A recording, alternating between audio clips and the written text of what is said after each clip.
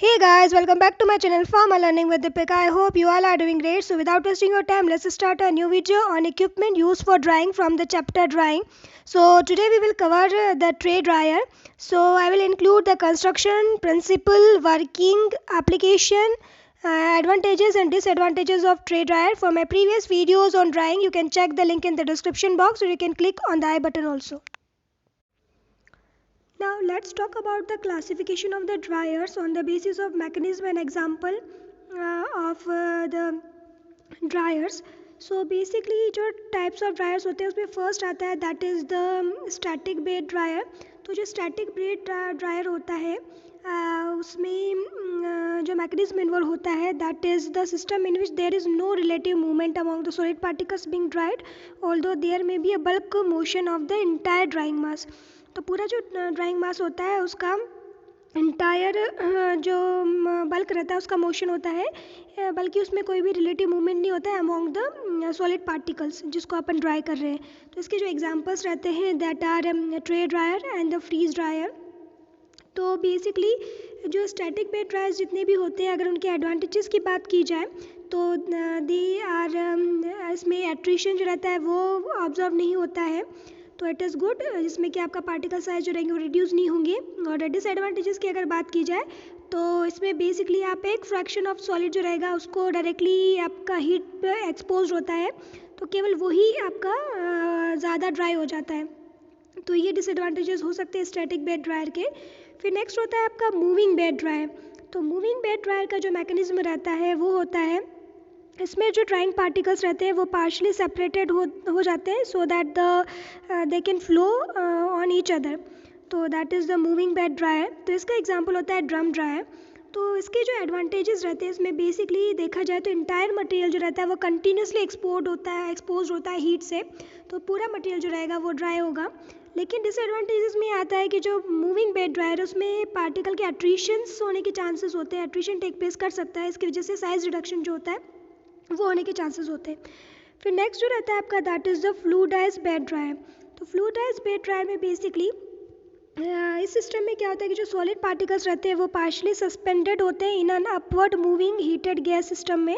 तो partially suspended होने की वजह से वो क्या करते हैं वो ड्राई होते हैं जब भी आप एयर को पास करवाते हो. तो इसका जो एग्जांपल है वो फ्लूइडाइज्ड बेड ड्रायर ही है. तो इसमें जो एडवांटेजेस रहते हैं तो सॉलिड गैस जो रहते हैं बेसिकली उनका जो कांटेक्ट रहता है वो एक तरीके से एक्सीलेंट है और इससे आपको यूनिफॉर्म ड्राइंग अचीव होती है. और इसका डिसएडवांटेजेस ये है कि इसमें भी एट्रीशन जो रहता है वो पार्टिकल्स का टेक प्लेस कर सकता है, उसकी वजह से क्या होता है कि पार्टिकल की साइज़ जो रहती है वो रिड्यूस हो जाती है. अब नेक्स्ट होता है आपका that is the pneumatic dryer. तो ये एक ऐसा सिस्टम होता है जिसमें कि जो पार्टिकल की ड्राइंग रहती है this are achieved by the entrant and the convent at high velocity gas stream के थ्रू आप पास करवाते हो तो उससे आपकी ड्राइंग होती है, that is the spray dryer. तो इसके जो एडवांटेजेस की अगर बात की जाए तो जो स्प्रे ड्रायर्स रहते हैं या फिर इनको जो न्यूमेटिक ड्रायर्स अपन बोलते हैं दे आर इफ़िशिएंट और इससे आपको रैपिड ड्राइंग अचीव होती है.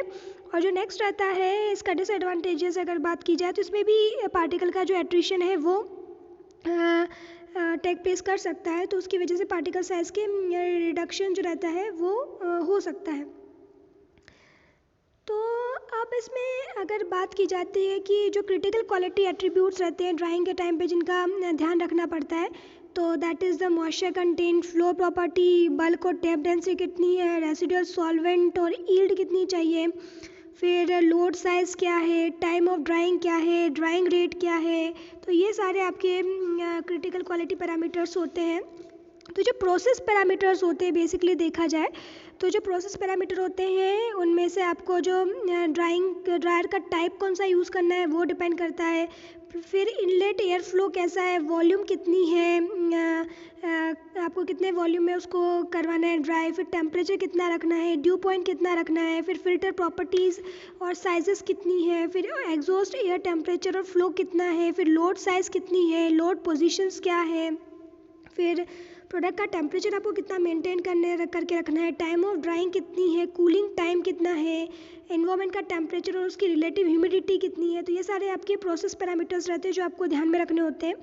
प्लस मटेरियल से रिलेटेड एट्रीब्यूट्स जो है उसमें इनिशियल मॉइस्चर कंटेंट, फिर ग्रैन्यूल्स की फ्लोएबिलिटी कितनी है, ग्रैन्यूल्स की बल्क डेंसिटी कितनी है, फिर जो ड्राइंग होती है तो पर्टिकुलर ड्राइंग के टाइम पे क्या क्या क्रिटिकल एट्रीब्यूट्स रहते हैं जिसको आपको ध्यान में रखना है ताकि कि आपको आउटपुट अच्छा मिले।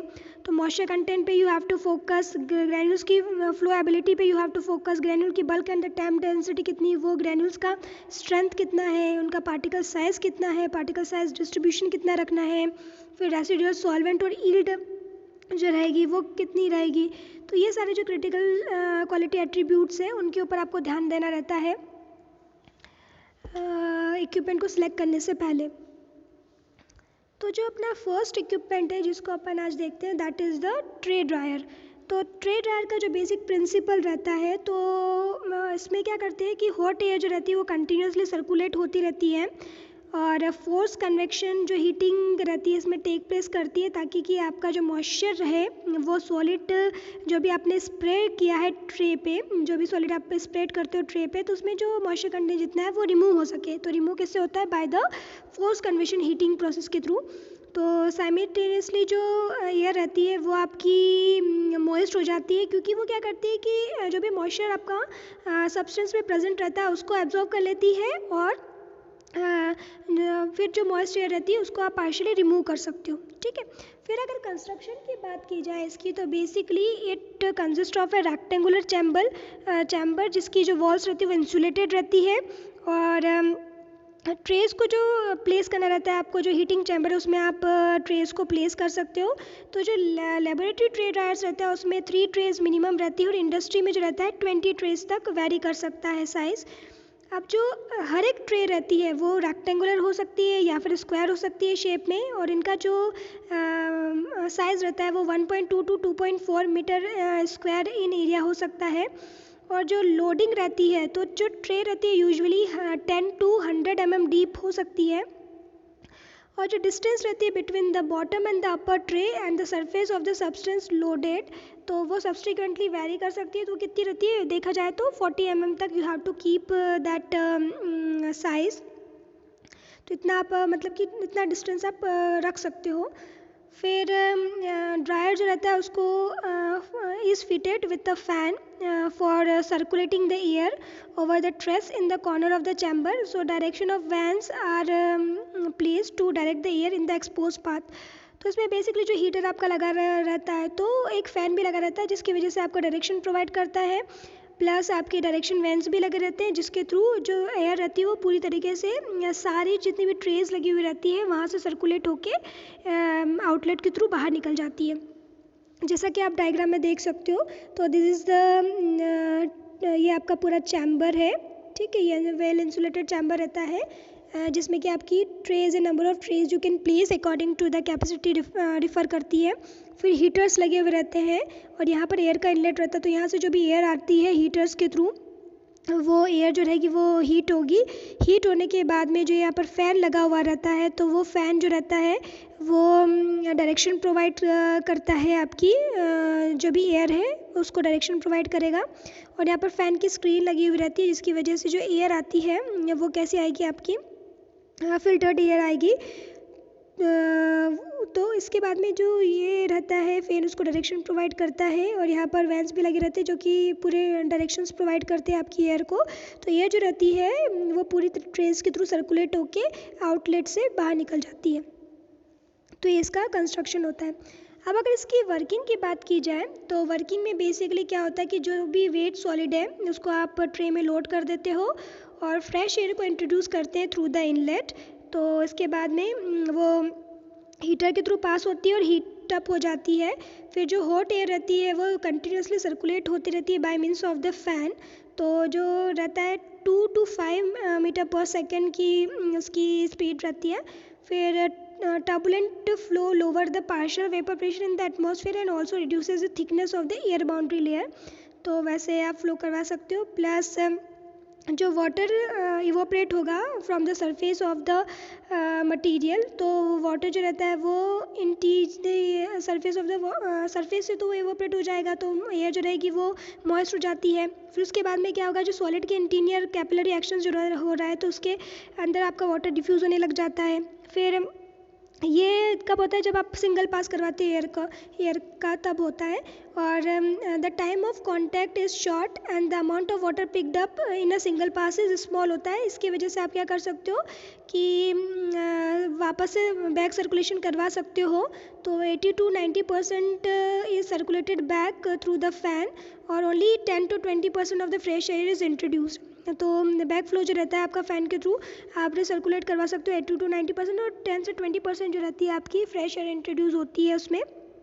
तो ये आपका डायग्राम है पूरा जो भी ट्रे ड्रायर रहता है उसका। ये आपकी लोडिंग डोर्स है, हैंड व्हील्स लगे हुए रहते हैं और 6 इंचेस अबव रहती है। फिर साइड ग्लासेस है जिसके थ्रू आप मॉनिटर कर सकते हो। मेन डोर है आपका, लोडिंग डोर है, फिर वेंटिलेटर लगा हुआ रहता है।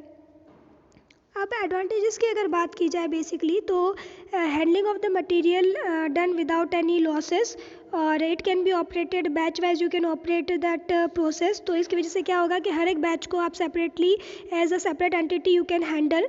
और इक्विपमेंट जो रहता है वो रेडिली एडजस्टेड हो सकता है for the use in drying of the variety of the material और valuable products can be handle efficiently.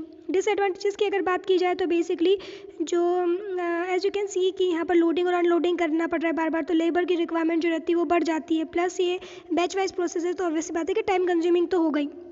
फिर यूजेस की अगर बात की जाए तो it is use for drying of this sticky material, plastic की सब्सटेंस, प्रेसिपिटेट्स को आप ड्राई कर सकते हो, केमिकल्स को आप ड्राई कर सकते हो, टैबलेट ग्रैन्यूल्स एंड पाउडर्स को आप ड्राई कर सकते हो। तो these are the basic uses.